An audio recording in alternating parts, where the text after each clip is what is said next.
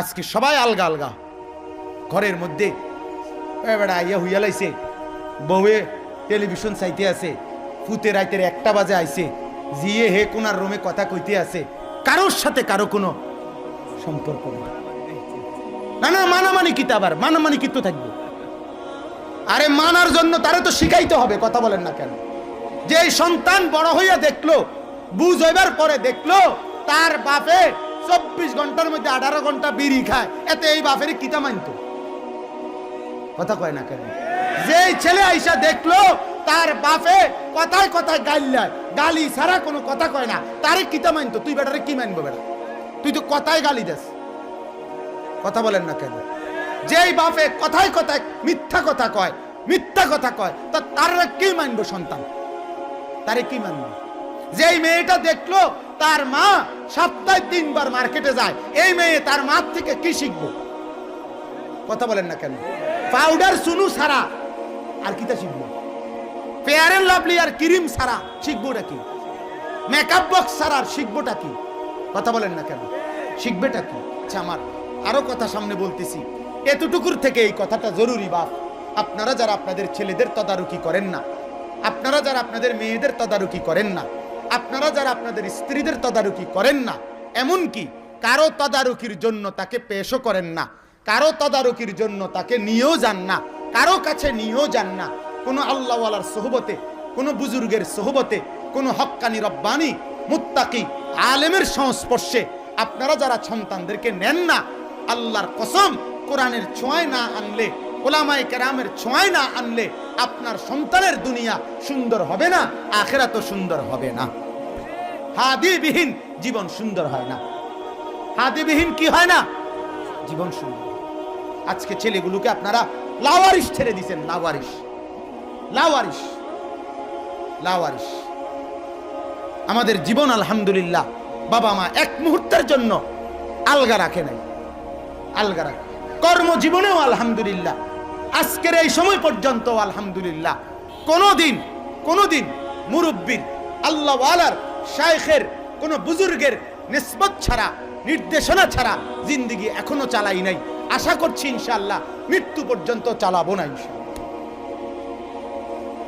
কথা বুঝছেন?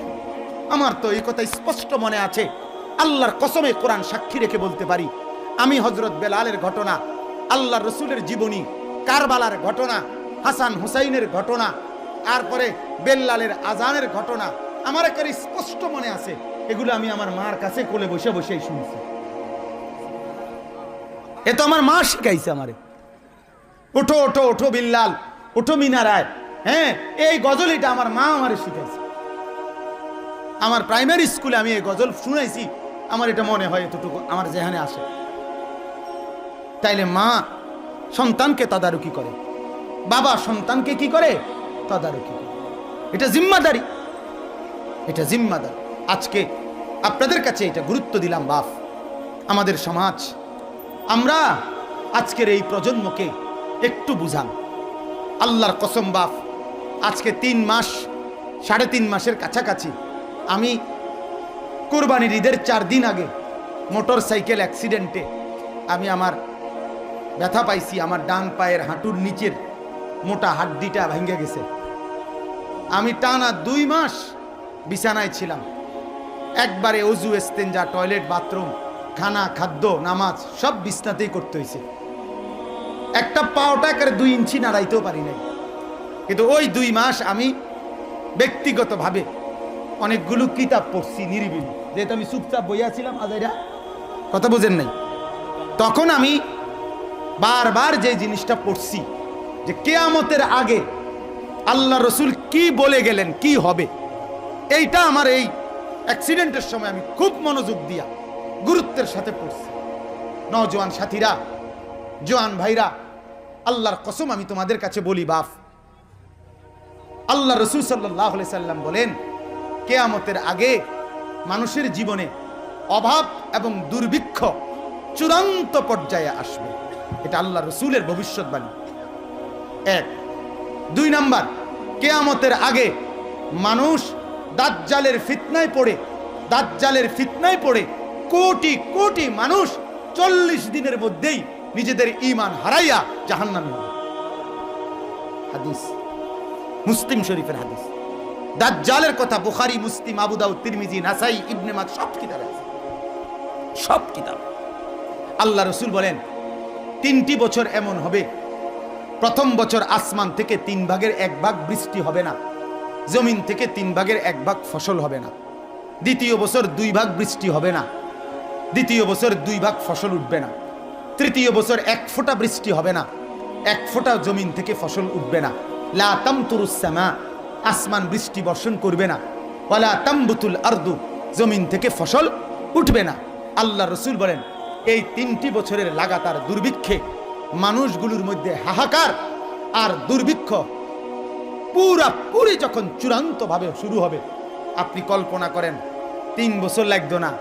আলুর দাম যেই অবস্থা চলছে, এটা যদি আগামী 6 মাস এই সাজে থাকে তো এমনি লাগিয়ে যাবে দুর্ভিক্ষ। কথা করেন, আর কিছু লাগতো না। আরে কথা বলেন না কেন? শুধু আলুর দামটা কইলাম, আলুর দামে যদি আগামী 60 টাকা কেজি, 50 টাকা কেজি যদি আরো 6 মাস চলে, আমার দেশে এমনি কি লেগে যাবে? দুর্ভিক্ষ লেগে। নওজোয়ান, তোমার বাপ কামাই করলে তোমার এমবির পয়সা হয়, তোমার ভাই কামাই করলে তোমার মোবাইলের এমবির পয়সা হয়। আহা, তুমি যেটা ভাবছিলা, আল্লাহ কোরআনে বলছে ওয়াদারাবাল্লাহু মাসালান কারিয়াতান কানাত আমিনাতাম মুতমাইন্না, আমি বহু জনপদবাসীকে নিরাপদ রাখি, নিশ্চিন্ত রাখি। ইয়াতিহা রিজকুহা রাগাদাম মিন কুল্লি মাকান, সব দিক থেকে পর্যাপ্ত রিজিক দেই, কিন্তু ফাকাফারাত বিআনউমিল্লাহ, আমার নিয়ামতের নাশুকরি যখন করে ফেলে, ফাআযাকাহাল্লাহু লিবাসাল জু'i ওয়াল খাউফ, আমার নিয়ামতের নাশুকরি যখন চূড়ান্ত হয়ে যায়, আমি তখন ক্ষুধা এবং ভয় ভীতির আতঙ্ক দিয়ে তাদেরকে ঢেকে দেই। লিবাসাল জু'i ওয়াল খাউফ, জু অর্থ কি? খাউফ অর্থ কি? আল্লাহ বলেন বিমা কানু ইয়াসনাউন, কেন করি? তোমাদের কৃতকর্মের কারণে। নওজোয়ান, অতএব আল্লাহ রাসূল বলেন এই 3টা বছর যখন এভাবে লাগাতার দুর্ভিক্ষ হবে, কি পরিমাণ অভাবে পড়বে? কথা বলেন না কেন? কি পরিমাণ? এখন এটা বলেন, এইটা হইছে না হবে?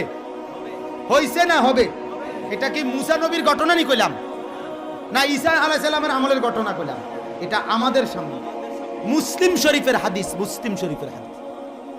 আল্লাহ রাসূল সাল্লাল্লাহু আলাইহি সাল্লাম বলেছেন, এটা আমাদের সামনে, আমাদের। এরপরে নবী বলেন যখন এই দুর্ভিক্ষ চূড়ান্ত, ফায়াখরুজুদ দাজ্জাল, এই তখন দাজ্জাল বের হবে। দাজ্জাল কি করবে আয়েশা? আল্লাহ রাসূল বলেন মাহু জিবালুম মিন খুবজিন, তার কাছে রুটির পাহাড় থাকবে, রুটির।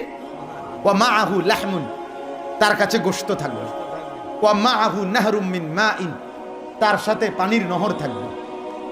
দাজ্জাল বলবে আসমান থেকে বৃষ্টি নামবে, দাজ্জাল বললে জমিন থেকে ফসল উঠবে, দাজ্জাল বললে এরকম খোলা জায়গার থেকে স্বর্ণরৌপ্য উঠবে, দাজ্জাল বললে খাল দিঘি নদীর পানি শুকায় যাবে, দাজ্জাল বললে আবার চলতে থাকবে, দাজ্জাল বললে ওই বেটার মরা মা বাপ কবর থেকে উঠে দাজ্জালের পক্ষে সাক্ষী দেবে, দাজ্জাল বললে মরা গরু ছাগল ভেড়া বকরি জিন্দা হইয়া দাঁড়ায় যাবে, দাজ্জাল যেই প্রাণীগুলোর দিকে হাতের ইশারা করবে ওইগুলোর উলানে দুধে পূর্ণ হবে, যেগুলোর দিকে হাত দিয়ে ইশারা করবে না সেগুলো শুকাইয়া কাঠ হইয়া যাবে। আপনি বলেন যে দেশের মানুষ গাছ দেখলে, মাছ দেখলে, লাল শালু দেখলে, মাজার দেখলে, তারপরে দিয়ে কাঠ দেখলে পারে